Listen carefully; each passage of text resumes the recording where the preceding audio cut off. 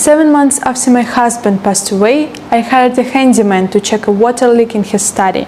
But as soon as I walked through the door, welcome to my new story.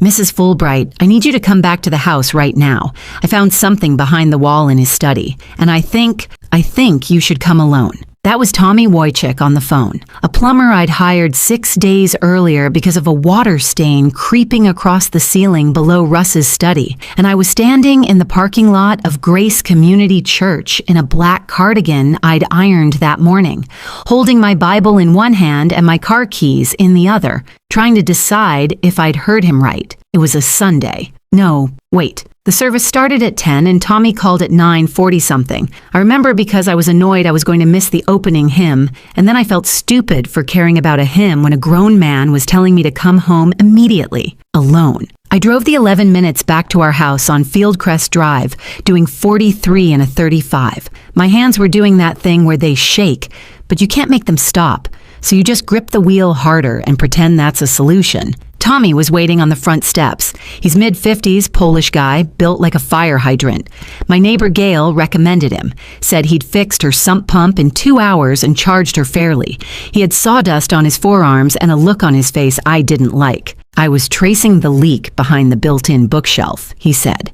Had to pull off a section of drywall. And the pipe, listen, the pipe is fine, we'll get to that. But there's something bolted to the stud back there. He walked me upstairs. Russ's study still smelled like him, that sandalwood candle he kept on the windowsill, mixed with old paper and the faint staleness of a room nobody opens anymore. I hadn't really been in there since the funeral. 7 months. I'd closed the door when I walked past it like it was a room in a hospital I wasn't allowed to enter. Tommy had moved the bookshelf out about 2 feet from the wall. Behind it, a rectangle of drywall was cut away, and there, bolted directly to the framing stud, was a fireproof lockbox. Gray steel, about the size of a microwave. "I'm a plumber, not a detective," Tommy said, "but that ain't a pipe problem." I knelt down and unlatched it. My knees cracked. The box wasn't locked, just latched with a flip mechanism. Inside, cash. Banded stacks. I counted later, $43,200. Below the cash, a manila envelope stuffed with printed bank statements, a USB flash drive in a small plastic bag, the kind you'd get at a pharmacy. And at the very bottom, a single sheet of paper, folded twice, covered in Russ's handwriting. I recognized it before I even read a word. He had this way of writing, small, tight, perfectly straight even without lined paper, like he was filling out a form even when he was writing a letter. I didn't read the whole thing right there. My eyes caught pieces. Dwight has been billing the company through a shell LLC, over $300,000 across 3 years.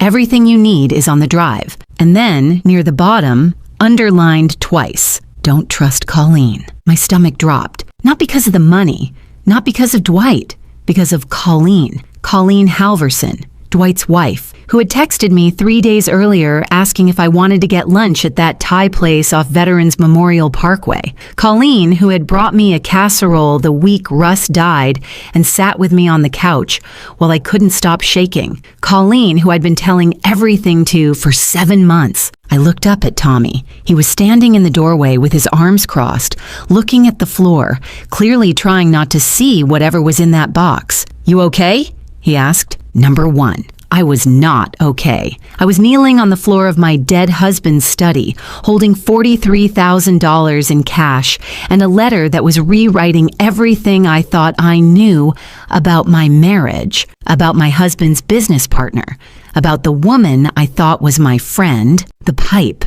I said, because my brain needed something small to hold on to. "You said the pipe was fine?" Tommy paused, scratched the back of his neck. It didn't corrode naturally. Looked stressed, like someone leaned on it hard, or pried at it. I'm not saying anything happened.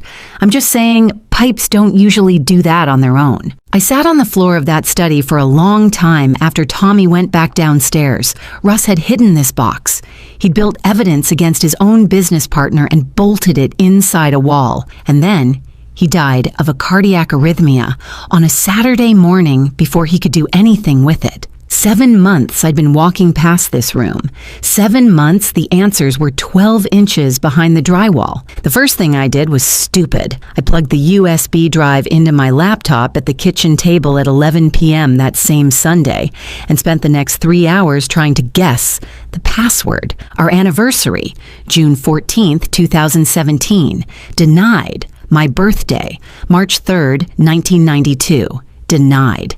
His birthday, our address, our zip code, my maiden name, his mother's maiden name, the name of our street, the year we met, the word password. Denied, denied, denied, denied. I tried 41 combinations. I know because I started keeping a list on the back of a grocery receipt after the first 10. By midnight, my eyes burned and my neck was locked up from hunching over the screen. By 1 a.m., I was typing nonsense. Let mine, Poinsett, Fulbright, or Russ Fulbright. Like if I just kept guessing, the universe would reward my stubbornness. It didn't.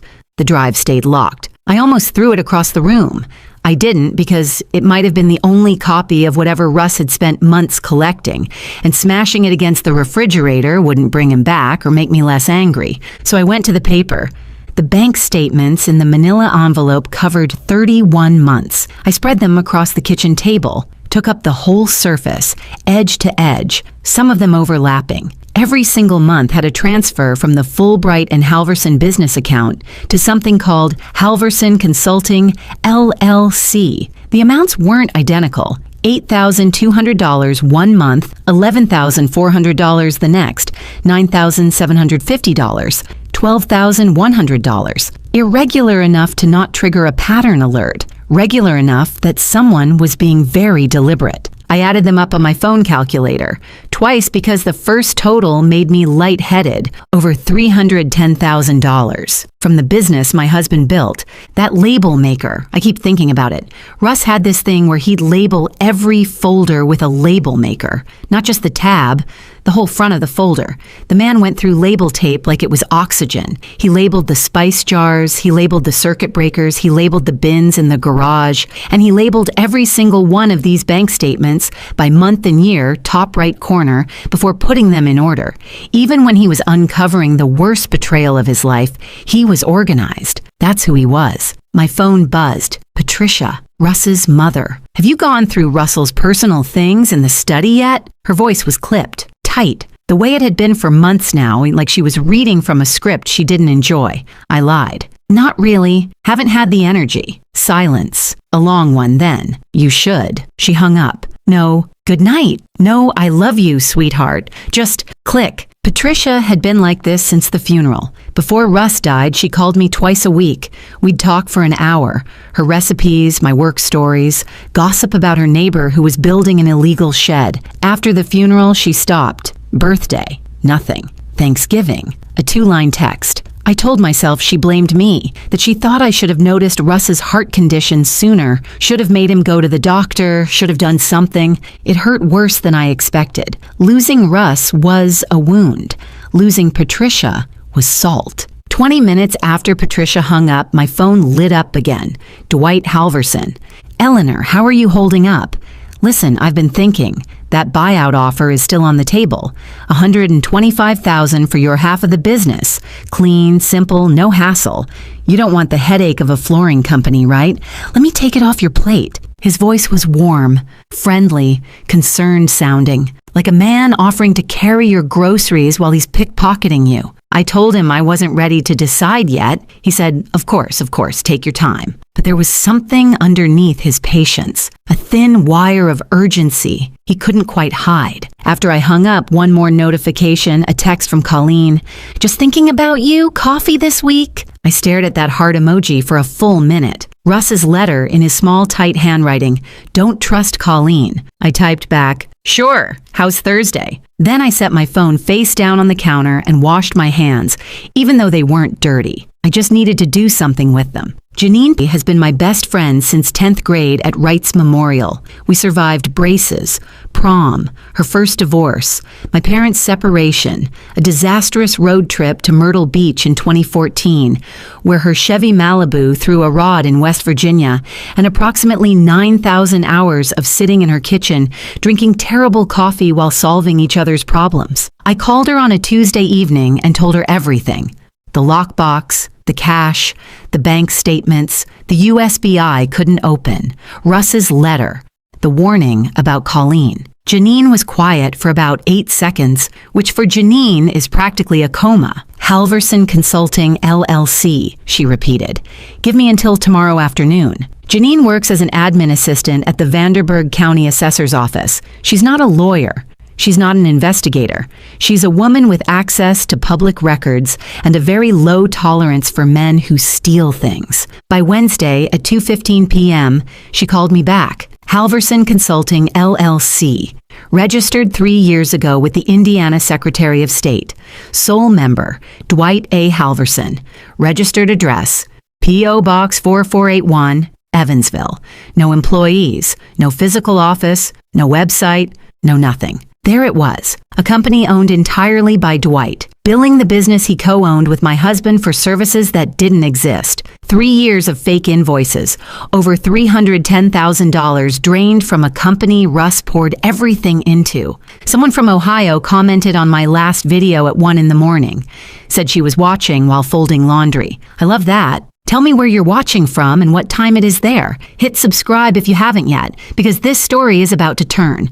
I took everything to Dennis Yu. His office is in a small building on Southeast 2nd Street, sandwiched between an insurance agency and a nail salon. Dennis is the kind of lawyer who wears reading glasses on a chain around his neck and has 2 framed photos of his daughters on his desk, both in soccer uniforms. Janine's cousin used him for a business dispute 4 years ago and said he was calm, thorough, and didn't charge you for breathing. Dennis spread the bank statements across his conference table. Read Russ's letter. Examine the LLC filing Janine had printed. He was quiet for a while. This is suggestive, he said. Strongly suggestive. But it's not conclusive. If Halverson claims the consulting was legitimate, that he provided real services to the company, these paper records alone might not be enough to prove otherwise. We need what's on that USB drive. That's where your husband kept the direct evidence, the invoices, the correspondence, the accounting, exports. I felt like someone had let the air out of me. All that work, all those bank statements, and it wasn't enough. I sat in my Kia in the parking lot afterward with the engine off. The windshield was dusty. A receipt from Walgreens was stuck under the wiper blade, and a thought crawled in that I hadn't let myself think before. What if Russ was involved too? What if the $43,200 in cash wasn't evidence? What if it was his cut? What if I was about to destroy my dead husband's reputation over a business arrangement I didn't understand?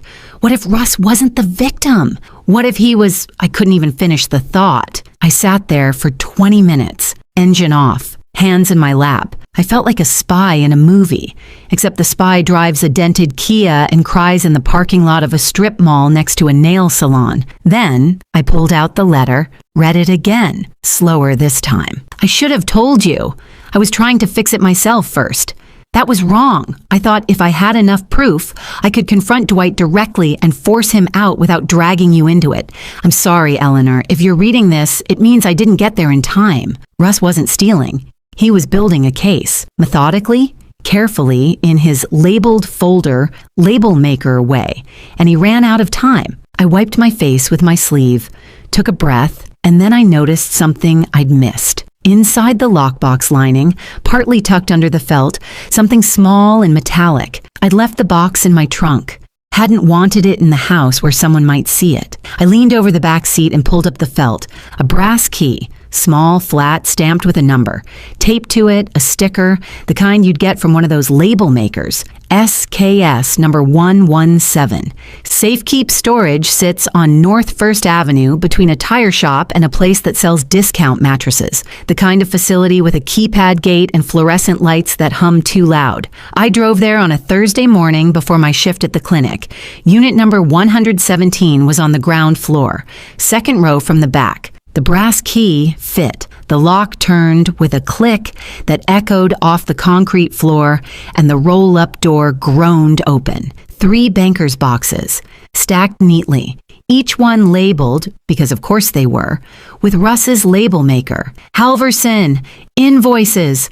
Halverson, email correspondence. Halverson, timeline, plus notes. I sat cross-legged on the cold concrete and opened the first box. Printed invoices from Halverson Consulting, LLC, billed to Fulbright and Halverson Commercial Flooring, each one signed by Dwight. Each one for vague consulting services, market research, vendor negotiations, client acquisition strategy, the kind of words that sound professional and mean nothing. 38 invoices total. The second box was emails, correspondence between Dwight and contacts at companies I'd never heard of, except Russ had highlighted sections in yellow. The email addresses were fake. The contacts didn't exist. Russ had printed Woy's lookups showing the domain names were registered 3 days before the invoices. He'd printed IP trace reports. Every single email chain led back to the same origin point. The third box was Russ's timeline, handwritten, 9 pages, small tight letters. He dated every entry. The last one was written 9 days before he died. I need a second here. This part still gets to me.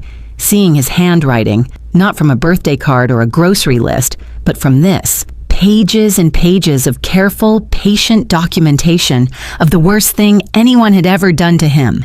He must have worked on it at night after I went to bed, in that study, behind the door I used to close. Okay. That same evening, I tried the USB drive one more time. I'd been thinking about Russ all day. Not the business, not the evidence. Just him. The stories he used to tell. How he'd talk about growing up in Terre Haute, his dad's garage, the neighborhood kids. And one story kept circling back. The night he told me about his childhood dog, a beagle named Biscuit, who he got for his 10th birthday in 1994. He told that story the way some people talk about their first love. His eyes went soft. He said Biscuit slept on his bed every night until college. I typed, Biscuit 1994. The drive unlocked. The paper bank statements I'd found only covered 31 months. The USB had everything, all 37 months of transfers, 3 years of zero accounting backups, photographed invoices with metadata timestamps, screenshots of the fake email accounts, including the registration details, everything organized in folders by month and year. Russ was the kind of man who labeled his circuit breakers. Of course, he organized evidence the same way. Every dollar traced, every lie documented. 300 og 4 og 4200 a $16 total. I should have been relieved, and I was for about 48 hours. Here's where I made my mistake. Thursday afternoon, coffee with Colleen at that Thai place on Veterans Memorial Parkway. I was distracted, running on 4 hours of sleep, buzzing with this new feeling that I hadn't felt in 7 months. Purpose, direction, something to do besides grieve. And Colleen asked how I was doing, and I said, better, actually. I've been going through some of Russ's old business files. Getting organized, it helps. Casual, throwaway. I even smiled when I said it, but Colleen's hand paused on her iced tea, just for a half second. Her eyes did this thing, sharpened, then went soft again like a camera refocusing. She said, "Oh, that's great, honey. I'm sure that's therapeutic." I caught it, that flicker, and I knew, the way you know when you've said the wrong thing at a dinner party, when you feel the air change. I knew I'd made an error, but it was already out. You can't unsay a sentence. 2 days later, Dwight Halverson was on my front porch. He rang the doorbell at 6:45 p.m. I was still in my scrubs from work, reheating leftover soup. He was wearing khakis and a quarter-zip pullover, and his Escalade was parked crooked in my driveway like he'd been in a hurry. Eleanor, big smile, tight jaw. Listen, I've been meaning to come by. With the business transition and everything, there are some company records Russell may have kept at home. Contracts, vendor files, that sort of thing. As his partner, I really should have those back. He was standing in my doorway, looking past me into the house. His eyes moved to the stairs, toward the study. I told him I hadn't found any business documents, just personal things, photo albums, old tax returns. Nothing exciting. He nodded, slowly. Well, if anything turns up, you'll let me know. It's important for the books. He left, but he sat in his Escalade in my driveway for a full minute before pulling away. I watched through the living room blinds. 2 days after that, a letter arrived, certified mail, from the law office of Reinhardt and Goss, representing Dwight A. Halverson, a formal demand for all business-related records, financial documents, and proprietary materials in the possession of the estate of Russell T. Fulbright. The letter cited partnership agreement clauses I'd never read. It gave me 14 days to comply, Colleen told him. Colleen heard me mention Russ's files, and she picked up her phone before the check arrived. That night, I sat on the kitchen floor with my back against the dishwasher. I was eating saltines out of the sleeve, not even the good crackers, the plain ones from the bottom shelf at Kroger. That's how low I was. I called Janine. I could barely keep my voice steady. Maybe I should just take the $125,000. Maybe I should sign it over and walk away. He's got lawyers. He's got Colleen feeding him everything. I'm a dental hygienist, Janine. I clean children's teeth for a living. What am I doing? Janine was quiet for 3 seconds. Russ hid that box for a reason, Eleanor. He didn't build 3 years of evidence for you to hand it to the man who robbed him. I didn't say anything. I was looking at the floor tile where Russ had dropped a cast iron pan 2 years ago and chipped the corner. We'd never fixed it. We said we would, every couple months, and then we'd forget. I went upstairs, sat in his chair, opened the third box, the timeline, and read the last entry, dated 9 days before he died. His handwriting was smaller than the rest, like he was running out of room or running out of time. Meeting with you and Kessler on the 14th to discuss filing options. If this doesn't work, I go to the DA directly. He never made it to that meeting. The 14th was a Monday. He collapsed on the Saturday before. I closed the box, put my hand flat on the lid, and I said it out loud in that empty room that still smelled like sandalwood. I'll finish it. Monday morning, I called Dennis Yu and told him everything. The storage unit, the USB, the 3 years of QuickBooks exports, the fake invoices, the IP traces, the email registrations, all of it. Dennis cleared his Tuesday afternoon. I brought every box, the USB drive, and a laptop. We spent 4 hours in his conference room. Dennis read through Russ's timeline entry by entry, cross-referencing against the invoices and bank transfers. At one point, he took off his reading glasses, rubbed his eyes, and said, "Your husband was thorough." He labeled his circuit breakers, I said. Thorough was his love language. By Friday, Dennis had the full picture. 38 fraudulent invoices over 37 months. Everyone signed by Dwight.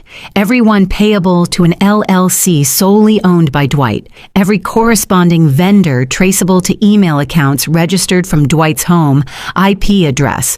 Total damages, $347,216.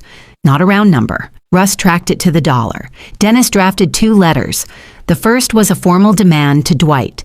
Full restitution of $347,216 plus a buyout of Eleanor's 50% share at independently appraised fair market value, $410,000, within 30 days. The second letter was addressed to the Vanderburgh County District Attorney's Office, outlining the fraud with supporting documentation, ready to send if Dwight refused. Now I know what you're thinking. Why didn't I just go to the police first? Because Dennis explained something that stuck with me. Criminal cases take months, sometimes years. A civil demand with the threat of criminal referral gives the other side a reason to settle fast. Dwight didn't want a DA investigation. He wanted this to disappear, and we were going to use that. The letters went out on a Tuesday. Wednesday evening, someone knocked on my front door. Not Dwight this time, Patricia. She was standing on my porch in the coat she'd worn to Russ's funeral, that long gray one with the buttons. Her eyes were red. She hadn't called first. She hadn't texted. "Can I come in?" We sat at the kitchen table. She put her purse on the chair next to her, the way she always does, and then she started talking. I knew something was wrong with that business. Russell called me 2 months before he died. He said he was worried about the books. He said Dwight was... He used the word skimming. I told him to talk to a lawyer. I told him to get proof. She stopped, pressed her lips together. I should have pushed harder. I should have driven down here and sat in that study with him and made him take action. Instead, I said, "Handle it, Russell." And I hung up and I went back to watching Jeopardy.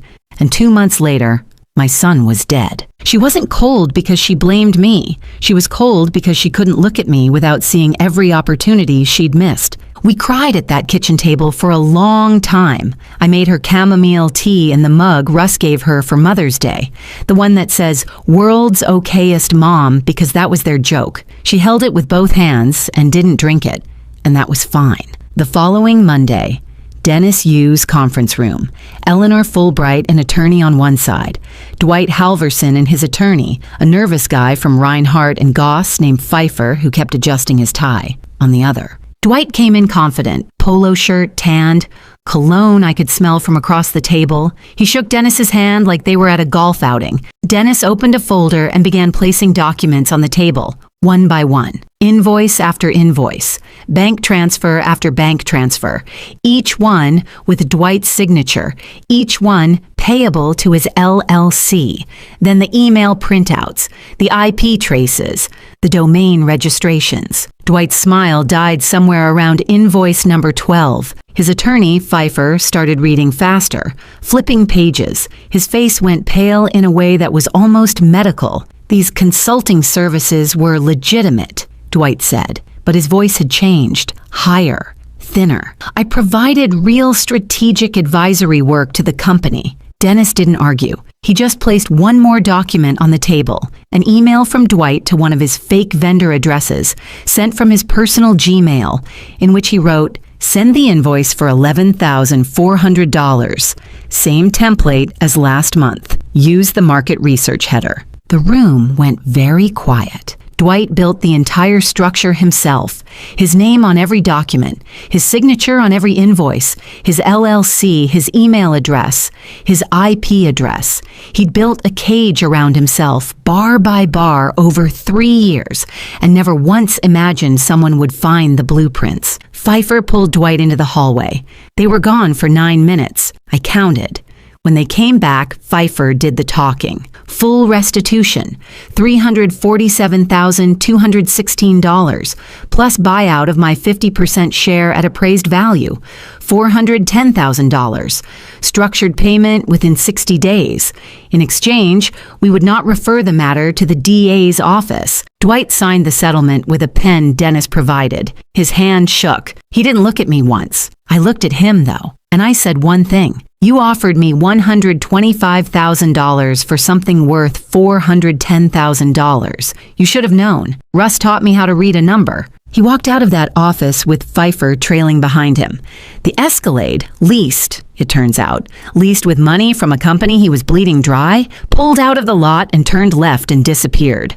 I sat in Dennis's conference room for another 5 minutes. Janine was in the waiting room. She'd driven me. Dennis started packing up the folders. "Your husband built a good case," he said. "He built a great case," I said. "I just delivered it." The settlement cleared in 53 days. Dennis called me at work, right between a 6-year-old's cleaning and an 8-year-old's sealants. I stepped into the break room that smelled like burnt coffee and microwaved popcorn, and he said the words, "Funds are in your account." I paid off the mortgage that afternoon, the one that had gotten tight over the past 2 years, because of course it had. When your business partner is siphoning $8,000 to $12,000 a month, the numbers stop adding up. Russ must have been juggling payments in the dark, trying to figure out why the margins kept shrinking. He probably blamed himself before he found the truth. Patricia comes to dinner every Thursday now.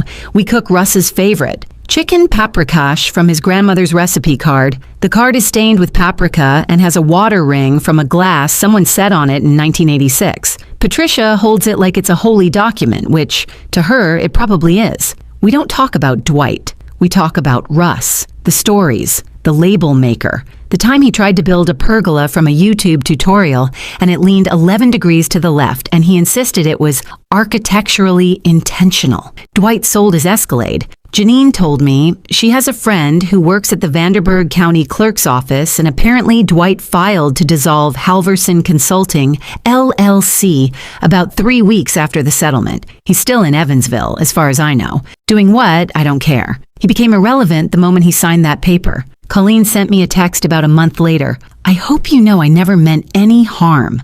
I was in an impossible position. I hope someday you'll understand. I read it. I read it twice, actually. Then I set my phone down and went back to watering the basil plant on the kitchen windowsill. I don't hate Colleen. I don't have the energy for people who chose the wrong side and want forgiveness without ever saying the word sorry. That text wasn't an apology. It was a request to feel better about herself, and I don't owe her that. Tommy Wojcik sent his final invoice for the plumbing work, $1,847. I paid it the same day from my checking account. I added a $200 tip and a handwritten note on a piece of cardstock. Thank you for telling me to come alone. He texted back a thumbs up emoji. That's the most Tommy thing I've ever seen. The study is different now. I moved the bookshelf back, patched the drywall, repainted, but I kept the room open. I put a reading chair by the window, one of those overstuffed ones from the consignment shop on Washington Avenue, and sometimes I sit in there in the evenings with a book. Pepper curls up on the rug next to me. That's Russ's dog, a beagle mix we adopted 3 years ago. Russ named him Pepper because he said the spots looked like ground pepper, which is a stretch, but I never argued. Last Tuesday evening, I sat on the back porch, Pepper at my feet, iced tea in one of those big, ugly plastic tumblers Russ used to love, the kind you get free at a gas station promotion and inexplicably keep for a decade. The fireflies were out. June does that in southern Indiana. The whole backyard lights up like something from a dream. I didn't check my phone. I didn't need to. Russ couldn't finish it, so I did. Someone told me last time that these stories make them feel less alone. That one comment sat with me all week. Thank you for being here. It means more than you know. There's another story on your screen right now. I made it for you.